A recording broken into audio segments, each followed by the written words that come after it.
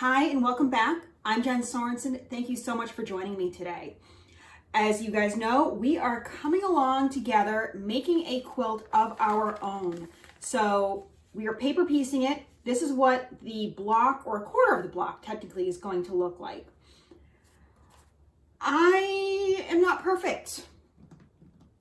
And my guess is if you're using this series to learn how to paper piece, you may have this happen to you. So one of the things I recommended when piecing is to put 2 pins in so that your fabric didn't fold over. Not planned at all, this happened to me. Not just once, but twice.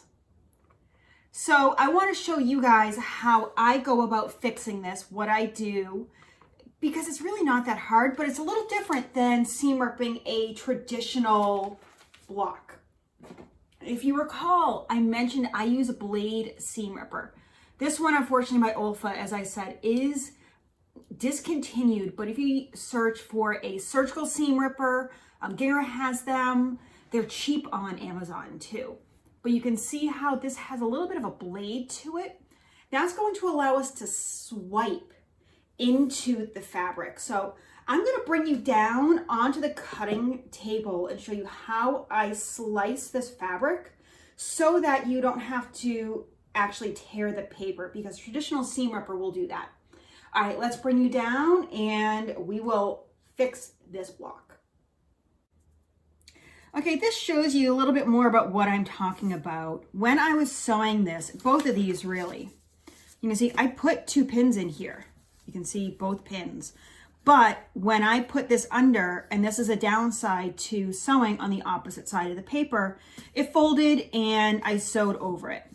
So the first thing I'm going to do is remove the pins, put them into my magnetic pin holder, and I'm going to take my blade seam ripper.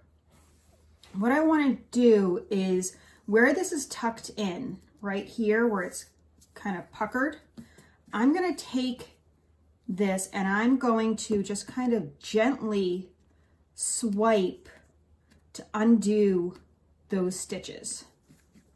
I'm not going to worry about these or these. I'm going to leave this in. But here's what I need you guys to do. When you go ahead and sew this again, I'm going to put a pin in here to go back and sew. When I go back to sew, I can kind of see this loose thread right. I can see this loose thread right here. I'm not going to worry about that, but I'm going to sew just a little bit on the inside of that sewn line. And not much, like literally just a stitch length in. What that's going to do is that's going to prevent this thread from showing through. So if I sew just a little bit over, just a tiny bit over, this white thread, I can keep it in. I don't have to take any time to pull it out. But if I just sew right on the inside, that's not going to show and it's going to be just fine. So again, let's put that pin in over here. This can stay, but I'm going to sew the whole seam. Not a big deal. Let me show you that one more time. So this has been folded over. You can kind of see where it accidentally sewed over. I'm going to take my blade seam ripper, and again, you can use a scalpel type seam ripper, and I'm just going to be very gentle, very, very gentle, and I'm going to kind of swipe at it ever so gently. There we go. So after I'm done, just like I do with my rotary cutter, I'm going to bring my blade back in. I need to, because that is sharp. All right, now I can put it off to the side. I am going to take my flathead pin, again, because we are going to be sewing with this on the back. And I've kind of positioned the pin a little bit more towards the end this time, and I can kind of tell where that seam is, so I'm not worried about it. But now I can go back to the machine and sew this. And again, when I sew it, I'm going to sew just ever so slightly, and I can see right here where that piece is. So I kind of leave this thread that you can see up right here. and kind of put that underneath it so you can see that. I leave that up so I know, okay, this piece, this side here is fine. Once I start to reach here, I'm gonna make sure I'm going just barely inside that seam so that my thread doesn't show through. Okay, I am back. I have these sewn together, these two pieces. I'm gonna pull the pins out and let's flip this over and see how it looks.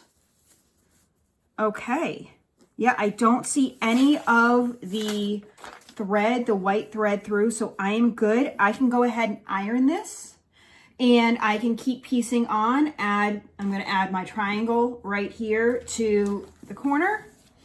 I'm gonna add that here. And then I have to add this piece. After that, you guys can come back and see in the next video how I piece these blocks together. So this is a little bit of a bonus video for you to teach you a little bit what I do when it comes to fixing these seams. All right, we have our fixed block. We are ready to keep piecing. Thank you guys so much for watching. Let me know if you guys have any other challenges as you work through these blocks. Are there any other issues that you run into? Any tips or tricks that you would like my advice on because I've been paper piecing for so many years? If you do, put those down in the comments below and I can help you out, whether it be with the video or just respond to you in here.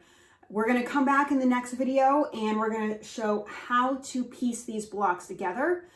We're lucky in that these don't really have many points to actually make the 12-inch block. But then when we go to piece the 12-inch blocks together, we are going to need to align a few points. So we're gonna go step by step through those, help you out, and make sure that you guys have the skills you need to make a fantastic quilt block and eventually an awesome quilt. So until next time, get out there, make something beautiful. Happy quilting.